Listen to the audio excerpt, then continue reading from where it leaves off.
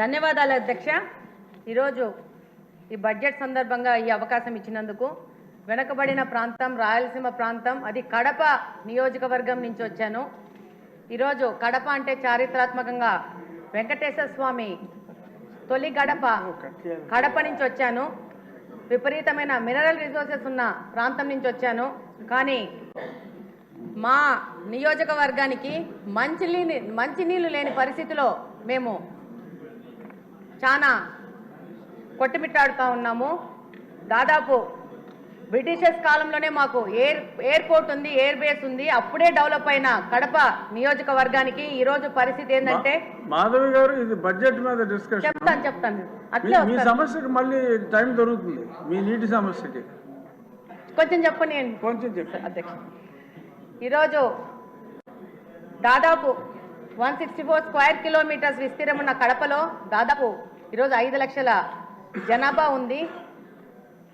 1971లో 23,000 జనాభా ఉన్న ప్రాంతము ఈరోజు 5 లక్షలుగా జనాభా తయారైంది. కానీ ఈరోజు బడ్జెట్లో కేటాయింపులు చాలా విభాగాలకు కేటాయించినారు. అందులో భాగంగా ఈరోజు మా ప్రాంతం నుంచి మాకున్న ప్రధాన సమస్యను ఈరోజు సభ దృష్టికి తీసుకురావాలని చెప్పి ఈరోజు మీకు అవకాశం అడగడం జరిగింది.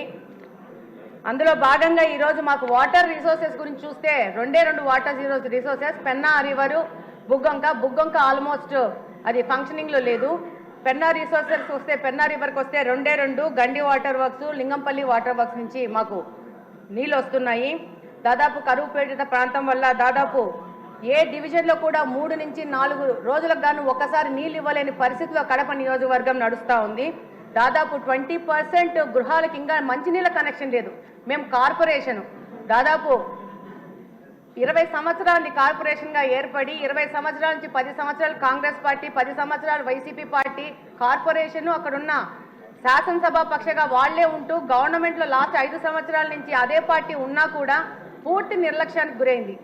ఈరోజు ఈ బడ్జెట్ సందర్భంగా ఈ యొక్క సమస్యను మీ ద్వారా ప్రభుత్వ దృష్టికి మిగతా సభ్యుల దృష్టికి తీసుకుపోవాల్సిన అవసరం ఉంది. కార్పొరేషన్ అని చెప్పుకోవడమే కానీ కార్పొరేషన్లో మంచినీళ్ళు ఇవ్వలేని పరిస్థితిగా కడప నియోజకవర్గము ఈరోజు ఉంది.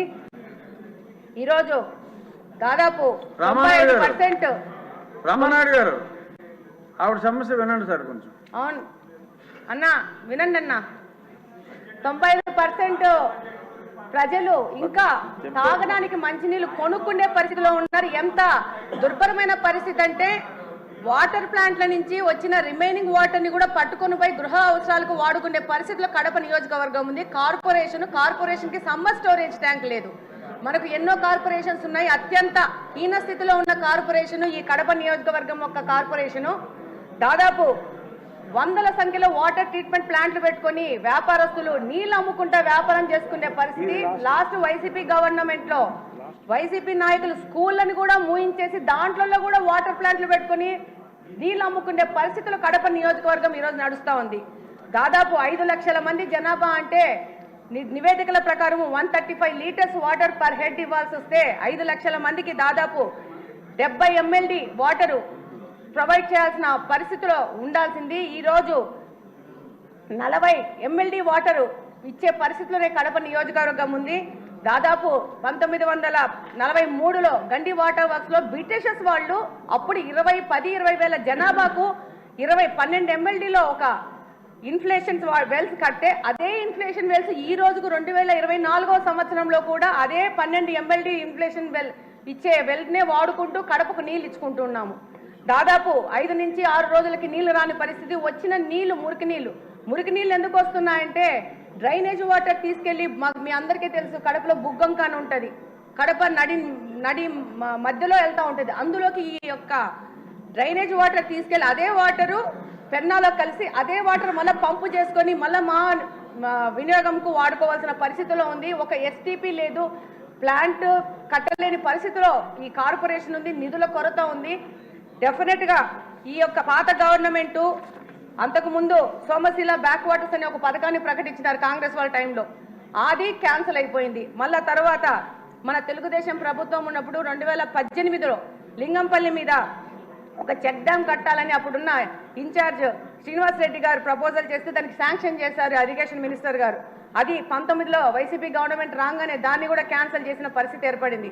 ఆ తర్వాత 19 నుంచి 24వ సంవత్సరం వరకు వైసీపీ పార్టీ నుంచి గెలిచిన ఎమ్మెల్యేలందరూ రకరకాల ప్రాజెక్ట్స్ తీసుకొని వచ్చారు ప్రచారంలోకి.